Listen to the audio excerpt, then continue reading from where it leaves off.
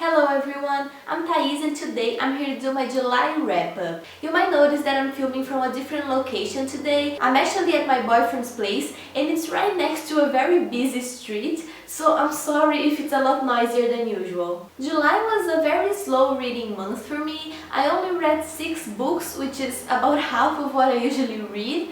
But the books that I did read, I really enjoyed, so let's just get on with the wrap-up. The first book that I read was The Fountains of Paradise by Arthur C. Clarke. This was my first time reading a sci-fi classic, so it was a very different reading experience for me. The story was actually a lot more engrossing than I thought it would be, even though it was more slow-paced than what I usually read. The only thing that bothered me was that there were some huge time jumps between chapters, but there weren't any indications of them. So until I realized that the story was taking place like years after the previous chapter, I was just really confused. But overall, I really enjoyed reading this book. I'm glad I decided to pick it up and I gave it 4 out of 5 stars. The next book I read was All the Light We Cannot See by Anthony Doerr. I don't even know what to say about this book. I was hoping that it would be great and it didn't disappoint me. This takes place during World War II and it follows 2 main characters. One is a blind girl who fled Paris with her father when the Nazis arrived,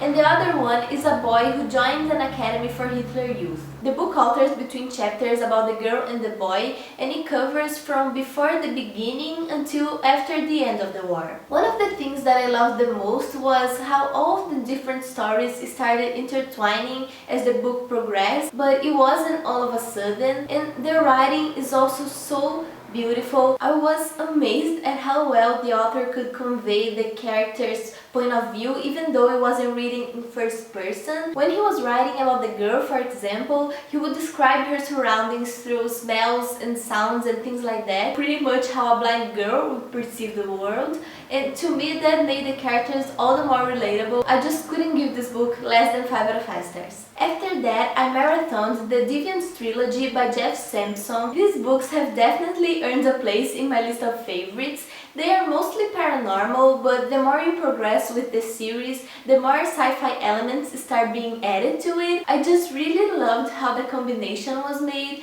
and I can't get into much details because it would be a spoiler, but the sci-fi is definitely a twist to what we usually see in this kind of books. And if you are looking for books that don't have a lot of romance in it, these are definitely the books for you. Even though there is some romance, it's not the focus of the story. The main characters are teenagers, so they are going through a lot of things that teenagers go through. I loved how the story balanced well the paranormal stuff with the real stuff. It was really enjoyable. I gave the first 2 books, Vesper and Havoc, 5 out of 5 stars, and the third book, Ravage, 4.5 out of 5 stars. Next I read Unraveled by Gina Showalter. This is the second book in the Intertwined trilogy, and it is the reason I didn't read more books in July, because it took me 15 days to read this thing. Half a month to read one book. Now, it wasn't that the book was bad. One of the main reasons that I like this trilogy is that the story is very interesting and different from what I've read in other paranormal books, but I'm not a big fan of the writing style. The first 300 pages or so were very slow paced. There were a lot of things in here that weren't really important to the story, so the book could do without them. When it finally picked up, I finished the book in one sitting,